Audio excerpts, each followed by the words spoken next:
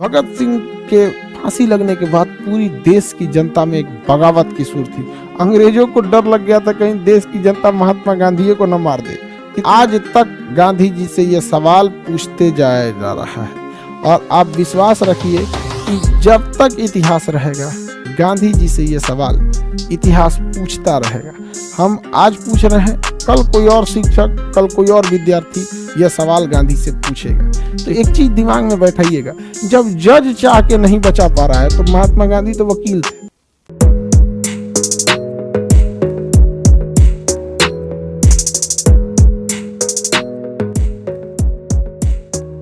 तो 1931 में इरविन था, क्या नाम था? इरविन, लॉर्ड इरविन था।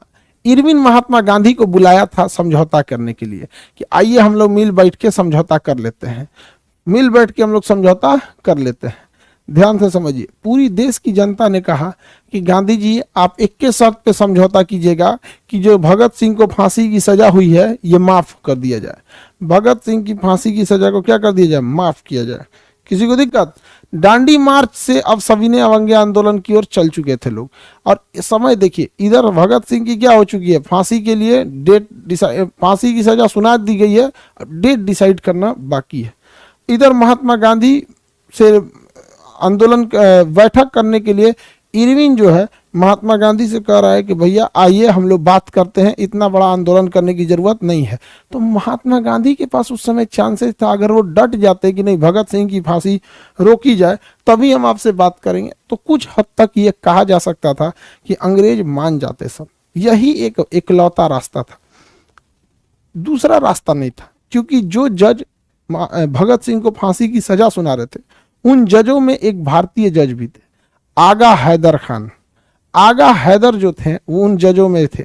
आगा हैदर ने अपना फैसला भगत सिंह के पक्ष में सुनाया कि जिस घटना का सबूत या गवाह नहीं है उस घटना में आप एक दंडात्मक कार्रवाई करते हुए कुछ समय के लिए जेल की सजा सुना सकते हैं, आप उसको फांसी नहीं लटका सकते।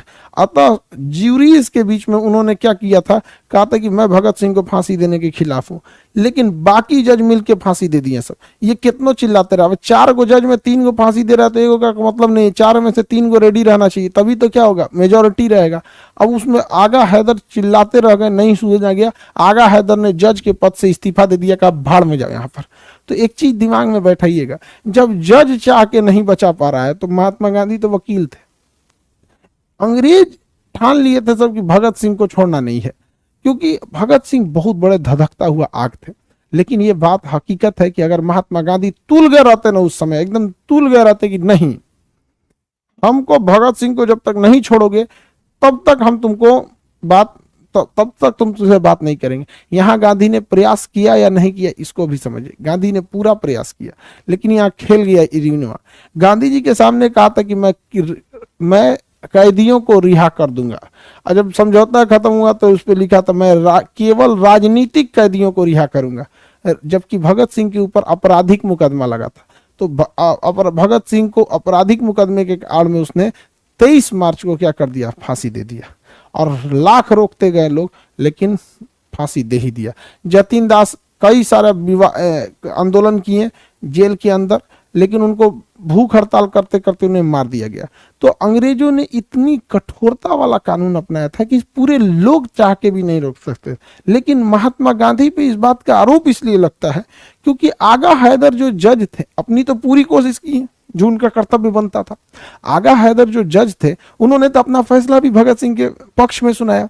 आगा हैदर से जो हो सकता था जजों पे लड़ गए, दबाव भी बनाया, और जब कुछ नहीं हुआ तो आगा हैदर अपनी मानवता दिखाते हुए कि हम भारत के सच्चे सपूत हैं, इस्तीफा दे दिया, भाड़ में जाओ ससुरे, तू जज हो तो तुम कुछ रहो, यहाँ पे नहीं रहेंगे, तुम्हें यहाँ नौकरी।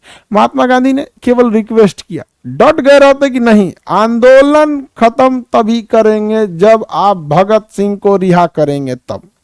लेकिन गांधी जी का कहना था कि वो मारपीट बम्बार्डमेंट के खिलाफ है, इसलिए वह कभी भी हिंसा का साथ नहीं देंगे।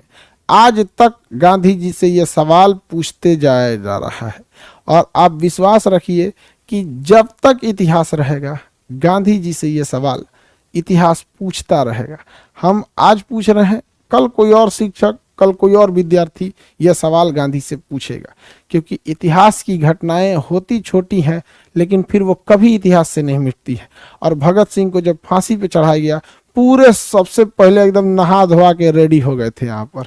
एक बेहतरीन ढंग से भगत सिंह ने इनकलाब जिंदाबाद, ये क्रांति चलती रहेगी, इनकलाब जिंदाबाद, मतलब अब ये क्रांति रुकने वाली नहीं है, इनकलाब जिंदाबाद।